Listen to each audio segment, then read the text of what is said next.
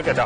მასალაში თავდაცვის სამინისტროს შესყიდვების დეპარტამენტის ყოფილი ხელმძღვანელი ყვება, თუ როგორ ხდებოდა პროკურატურის მხრიდან ზეწოლა მასზე და მის ყოფილ თანამშრომლებზე, რისი საბოლოო მიზანიც თავდაცვის ყოფილი მინისტრისთვის დავით კეზერაშვილისთვის ახალი ბრალდების წაყენება იყო.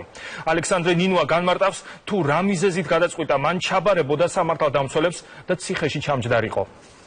შემდეგ რაც ჩატარდა არჩევნები, შეიცვალა მთავრობამ.